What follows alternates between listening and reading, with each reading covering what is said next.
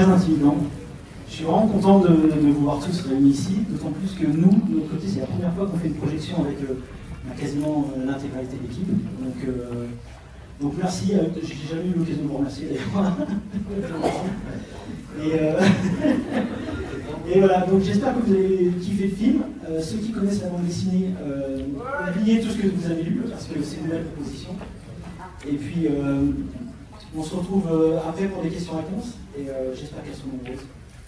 Et merci encore. Merci.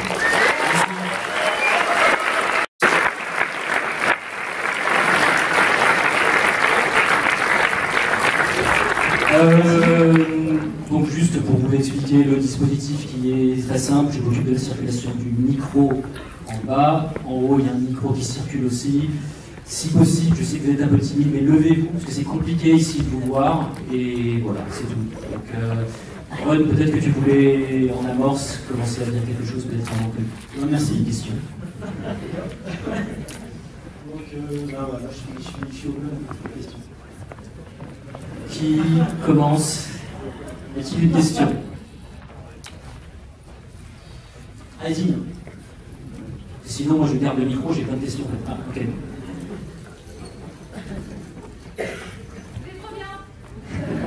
Bonjour. Bonjour.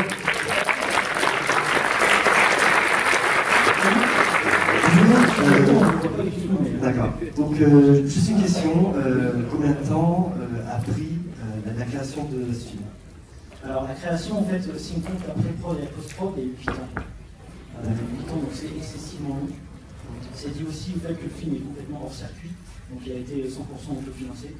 Donc ça a vraiment pas aidé. Et en plus, on cumule un peu les handicaps dans le sens où c'est un film de genre, et en plus, c'est un film d'animation pour adultes. Donc c'est vraiment pas évident.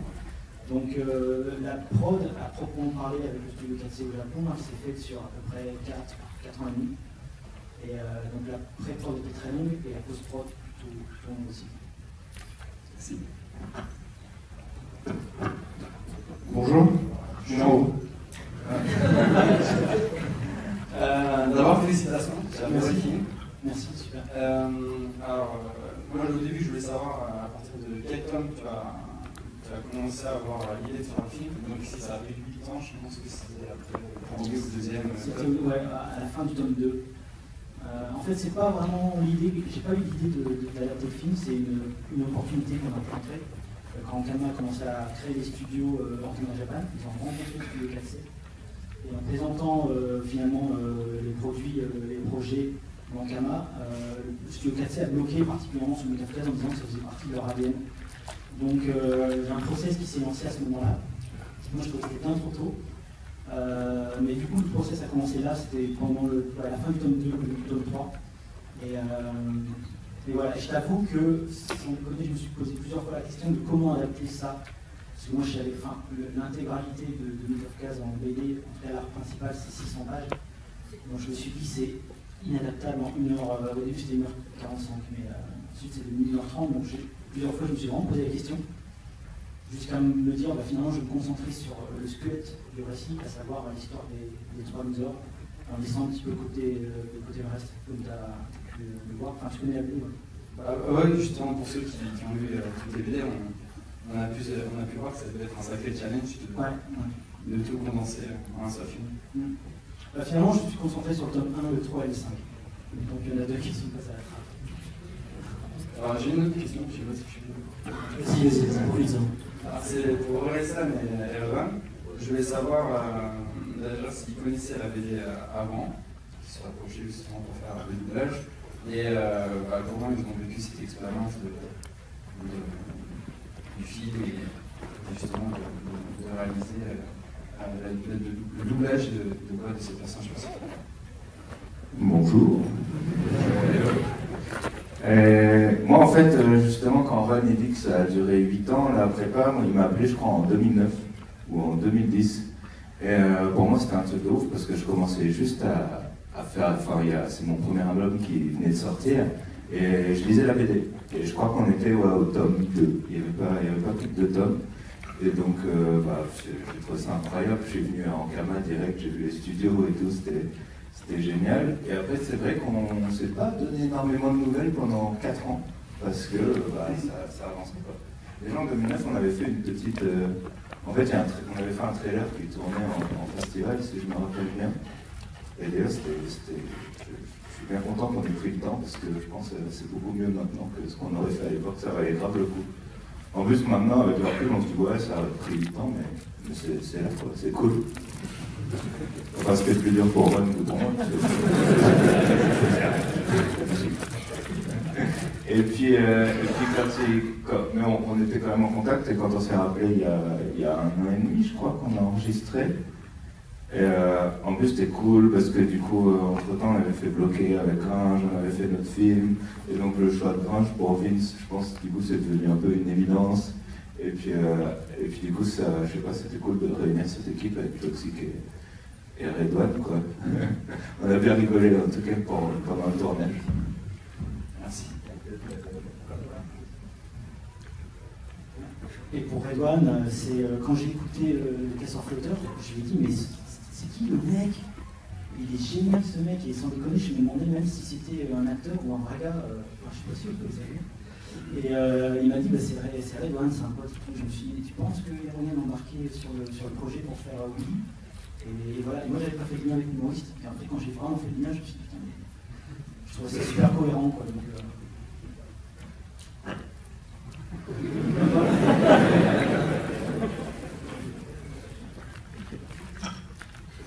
Je vais en profiter pour poser une question en fait.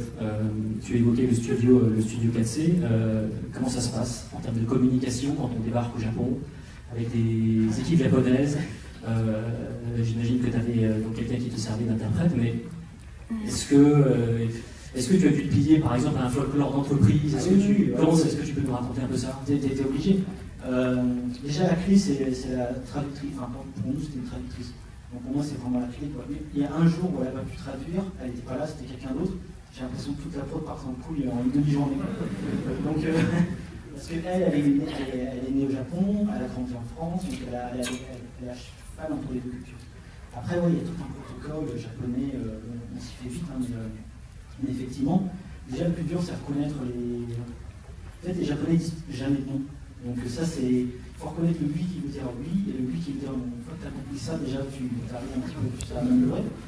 Mais non, c'était vraiment cool. Et en plus, le studio 4C, ben voilà, c'est un studio culte, mythique. Moi, honnêtement, au début, je me disais, j'ai pas la légitimité pour bosser avec ces gens-là, mais au fur et à mesure, on commence à se comprendre. Et puis, non, c'était vraiment bien. Alors, pour le coup, le protocole, ouais, ça a respecté à la lettre. Moi, je ne bois pas, j'étais obligé de boire en Japon pour la première fois. Mais voilà, tu ne peux pas refuser. Donc oui, ouais, franchement, c'était une super expérience humaine. Vraiment, a-t-il des questions? Bonjour. Bonjour. Alors, juste par rapport au dialogue, comment s'est passé en fait l'écriture? Parce qu'il y a quelques lignes de dialogue, on dirait vraiment Orelsan et Gringe qui ont mis la patte aussi dans la réalisation. Alors, comment s'est déroulé en fait tout ça?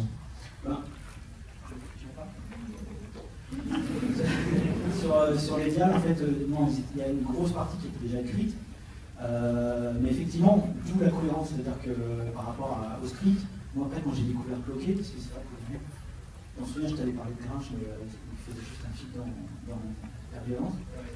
Mais c'est vrai qu'après quand j'ai découvert Bloquer, je me suis dit, ouais, ça a renforcé la cohérence de justement faire participer Aurel, et je pensais que c'était pire, pour ça je ne t'ai pas recontacté. Mais attends, c'était quoi la question de... Ouais, les dialogues, ouais. En fait, on s'est fait une petite session de travail juste parce que moi, je me sentais pas non plus forcément super à l'aise avec les dialogues et eux par rapport à ce qu'ils écrivent et tout. Donc, juste fait une petite réunion de travail, voir s'il n'y a rien qui trouvait un peu flingué, quoi. Et, ensuite, il y a eu des petites impros pendant l'enregistrement, ils ont rajouté des trucs cool et tout, mais voilà. Est-ce que quelqu'un veut prendre le micro? Bonjour, je suis en haut. Après, attention. Non, c'est vrai qu'on s'est beaucoup posé la question de comment faire Angelino. Et c'est vrai que les personnages de Bloquer, ils ont tellement de points communs avec ceux de Mutafakas qu'il y a beaucoup de trucs où on a essayé plein de versions différentes. au début, je faisais un perso un peu plus différent de moi. Et Ron, il disait, ah, quand même, si je t'ai pris, c'est pour l'addiction que t'as dans les albums, c'est pour pas trop. On voulait quand même un peu garder ce truc. Et c'est vrai que c'était des gros débats, justement, avec Julien Kramer, parce qu'il disait, ouais, mais ça, l'intonation, c'est un peu faux, ça joue pas vraiment comme ça. Et parce qu'il connaissait pas trop mon taf et tout. Et du coup, Ron disait, ouais, mais je pense que tu l'aurais dit comme ça dans la vraie vie, j'aimerais bien garder ce truc un peu bizarre qui te ressemble. Et c'est vrai que c'était des grands débats. Mais c'était intéressant, quoi.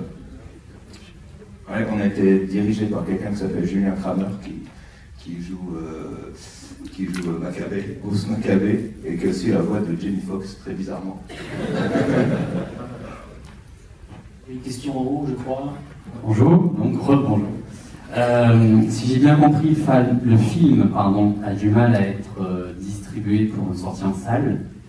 Est-ce que le fait que le précédent film Ankama, donc Dofus, qui n'est pas le même genre, qui n'a pas marché du tout, ça rajoute des difficultés à ce niveau? Ça n'a pas aidé clairement. Mais c'est en train de changer. Le film va être distribué en France, en salle.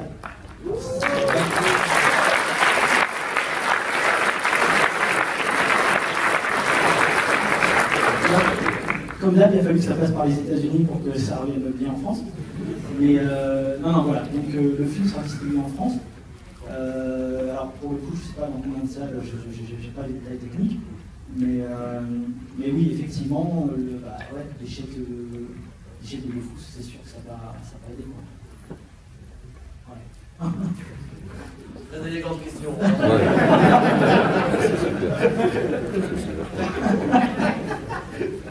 Champion. Il y a une question par là, je crois. Est-ce que la personne peut relever sa main? Donc on ne peut plus poser la question. Il n'y a pas une question par là, non? J'en ai une au-dessus, si vous voulez. D'abord le bas et ensuite le haut. Alors bonjour. Bonjour. Je suis là. Je t'assure, on voit tellement rien. Alors déjà le film était trop bien et la musique aussi. Et en fait moi je voudrais savoir si on pouvait trouver quelque part le BO ou un truc comme ça parce que c'était vraiment kiffant. Ah si. Bonjour. Oui, elle va sortir la BO en vinyle et en numérique.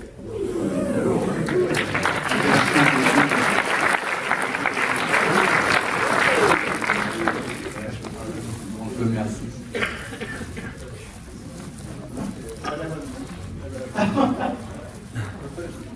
En haut, c'est bon. Oui, bonjour, j'avais une question dessus. Je vais être honnête avec vous, je ne suis pas forcément attiré par tout ce qui est papier, mais beaucoup par l'image numérique et animée comme vous avez présenté.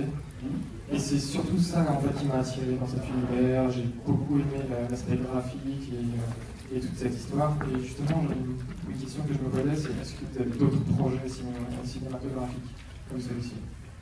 Alors, je suis désolé, je ne sais pas où me situer. Je suis là, excusez-moi.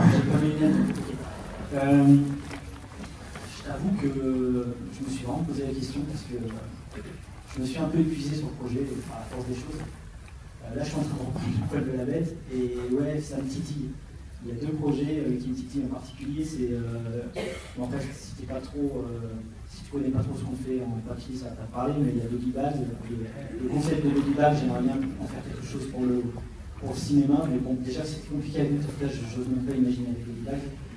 Et puis j'ai potentiellement un projet de live, mais j'y vais mollo comme j'ai des envies, j'ai des envies.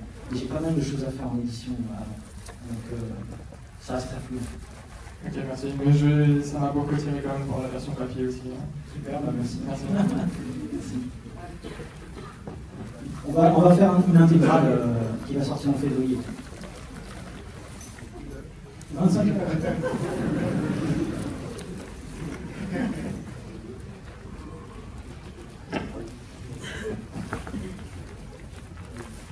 Bonjour. Bonjour. Voilà. Déjà, je voulais vous féliciter, c'est super ouf comme film. Moi, je fais de l'anime aussi et du coup, je sais que c'est super long de faire de l'anime tradi et 8 ans, c'est encore c'est énorme, quoi. Du coup, franchement, chapeau d'avoir tenu si longtemps. Merci. Et ma question, c'était sur le financement. Donc, j'ai entendu dire, vous avez dit que c'était de l'autofinancement. Du coup, comment ça s'est passé avec le Japon aussi? Est-ce qu'eux aussi ont financé? Et est-ce que les salaires des animateurs japonais étaient égaux aux Français? Parce que je sais que là-bas, on ne vit pas très bien en tant qu'animateur. Donc voilà, des curiosités. Bah, je t'avoue qu'au niveau des salaires des Japonais, j'en sais strictement rien. Le truc, c'est que ça s'est fait parce que c'était à la base une rencontre. Quand Todd, le directeur créatif, Bankama a rencontré Studio 4C, c'était un rêve. Pour nous, c'était un rêve parce que c'est vraiment un studio mythique, quoi. Donc c'est plutôt ça qui nous a orienté vers une collaboration franco-japonaise. Et je t'avoue que il aurait mieux valu le faire en France finalement, parce que justement ça nous a posé des problèmes de, moi, je ne vais pas rentrer dans les détails, mais de financement CNC où le film n'est pas qualifié d'œuvre française en fin de compte. Donc voilà, attends, j'ai oublié un peu le reste de la question. L'autofinancement, du coup vous avez eu l'aide de ouais, bah en fait en gros non, il y a eu zéro aide, c'est Bankama qui a tout financé de A à Z, quoi. Donc que ce soit la pré-prod, ah ouais. Mais ouais, donc c'est Bankama qui a financé tout le film. Du coup ils se sont remis des financements de films précédents. Ah bah non, c'est en parallèle, c'est pour ça. Ça serait aujourd'hui, je pense que ça serait pas la même, mais en tout cas, à l'époque, si tu veux, la prod de Moon of Cause a démarré avant la prod de Le Fous. Donc voilà, quelque part, j'ai bénéficié de ça. Bah, merci. Bonjour, c'est encore là. J'ai des questions. Est-ce qu'avec ce film, ça peut le chapitre ça cartonne au cinéma, un deuxième film? Bah, alors, cartonne au cinéma, j'y crois pas une seconde. Moi, en ce moment, je me concentre pas mal sur la BD, donc j'ai des trucs, j'ai des envies par rapport à ça, à la bande dessinée. Après, si demain, il y a un producteur qui est chaud bouillant pour faire la suite et qui a les garanties que ça se fasse pendant 8 ans, tu vois, à ce moment-là, ça serait à reconsidérer, mais pour l'instant, honnêtement, c'est pas un projet. L'audiovisuel avec Intercast, c'est pas un projet dans l'immédiat. Après, c'est toujours pareil, je sais pas, peut-être un jour je vais me réveiller et je vais avoir une envie de ouf, parce que je fonctionne comme ça, beaucoup d'intuition et beaucoup à l'instinct, donc, mais pour l'instant, c'est pas là. Il y a toute la journée des festivals, et voilà, je me concentre plutôt sur la BD en ce moment. Merci. Une question pour Adon. Quelle a été ton impression quand tu as découvert le personnage que tu as incarné? Et je sais qu'il regardait souvent parce qu'il était mal dessiné. Je me suis dit, c'est donc ça que c'est donc ça l'estime.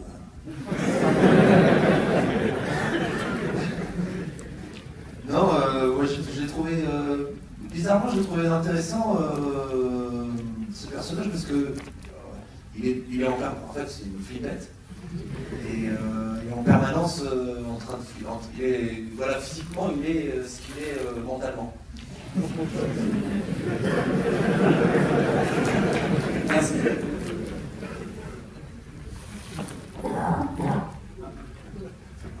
Grosse pression, une dernière question pour terminer cette session de questions-réponses. Qui veut se lancer? Ouais.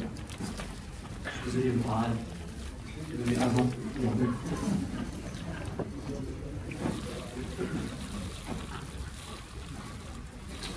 Bonjour, par ici. Bonjour. Déjà, félicitations pour ce film. J'aime beaucoup tout ce qui est film hybride. Il y avait du hip-hop, il y avait influence comics, influence japonaise, influence urbaine. C'est des choses qu'on voit extrêmement rarement, même dans l'animation internationale. Et juste encore bravo pour ça, vraiment sincèrement. Merci.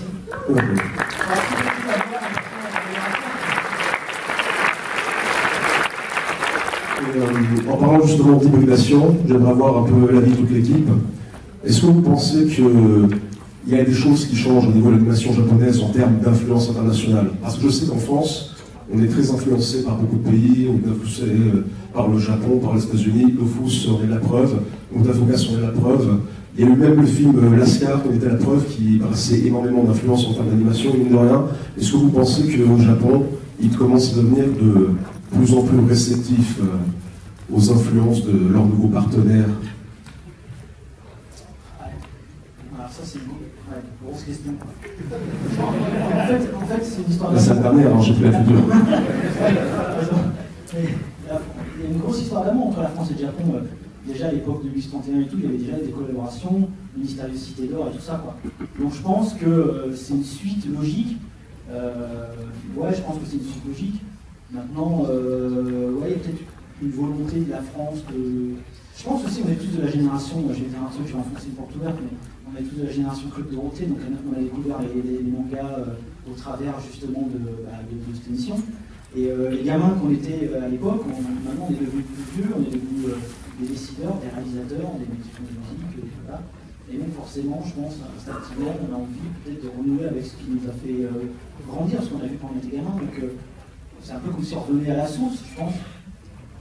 Mais maintenant, je suis peut-être du côté japonais, comment ils sentent le truc, quoi. Mais les Japonais sont de toute façon un peu méfiants par rapport au gaijin, quoi, à l'étranger, en règle générale. Mais le fait qu'il y ait des prods comme ça qui se passent bien, je pense qu'effectivement, il y a possiblement des projets qui vont se monter franco-japonais au fur et à mesure. Mais là, pour le coup, après, pour tout ce qui est circuit, CNC, machin, tout, je ne sais pas comment ça va embaucher, mais ça serait, moi j'envisage plutôt les séries que le cinéma. Le cinéma, je crois vraiment qu'en France, c'est plutôt plié. Mais, après, je ne sais pas, mais...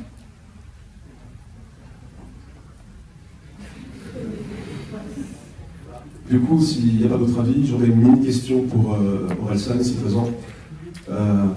Question très très personnelle. Hein. Toi, tu es parti de Caen pour faire ta vie. Moi, je suis venu à Caen pour essayer de faire ma vie. C'est moi qui suis con ou c'est qui se passe? Ça dépend ce que tu fais. Des vidéos sur Internet. D'accord. Ouais, non, je pense que c'est bien. Non, ça va, je suis pas foutu. C'est une très belle ville.